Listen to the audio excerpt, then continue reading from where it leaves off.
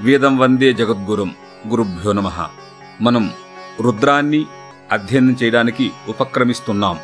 మరి ఆ భగవంతుడు పార్వతీ పరమేశ్వర స్వరూపముగా, ఆదిత్య స్వరూపముగా, సమస్త 33 కోటి దేవతా స్వరూపముగా మనల్నందరినీ కూడా తన యొక్క ఛత్ర ఛాయలో ఆశీర్వదించి అనుగ్రహిస్తారని ఆ సమస్త దేవీ దేవతల స్వరూపమైనటువంటి పార్వతీ పరమేశ్వరునకు వందనాన్ని అర్పిస్తూ, మరి ఈ రుద్రాన్ని అనేక విధాలుగా మనం ఆయా సందర్భాల్లో తెలుసుకున్నాము.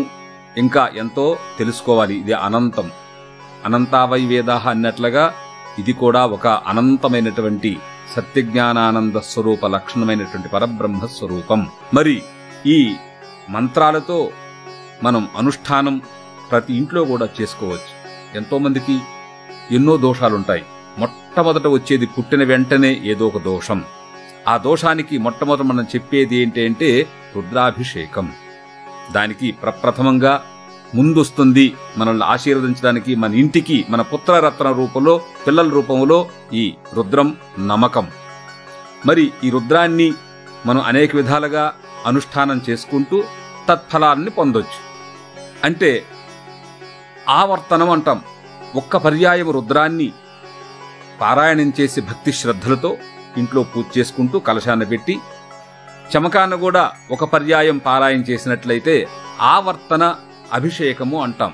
ఒక్క పర్యాయము ఈ నమక చమకములతో పారాయణం చేసి అభిషేకం చేస్తే శివుడికి.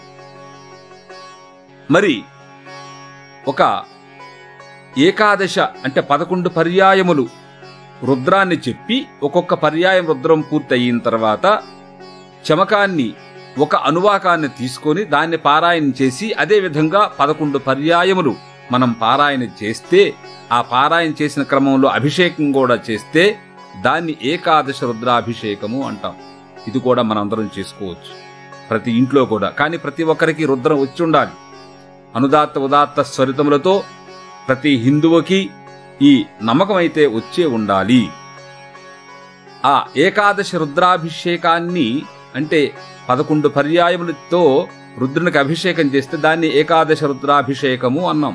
ఆ విధంగా అభిషేకం చేసుకున్నట్లయితే సామాన్యమైనటువంటి ఏ దోషాలైతే ఉంటాయో, గ్రహబాధలుంటాయో, అశాంతి ఉంటుందో ఇంట్లో అదంతా కూడా పటాపంచలై నాశనమై మన ఇంట్లో సుఖం వస్తుంది. లక్ష్మీ అనుగ్రహము, లక్ష్మీ కటాక్షం వస్తుంది.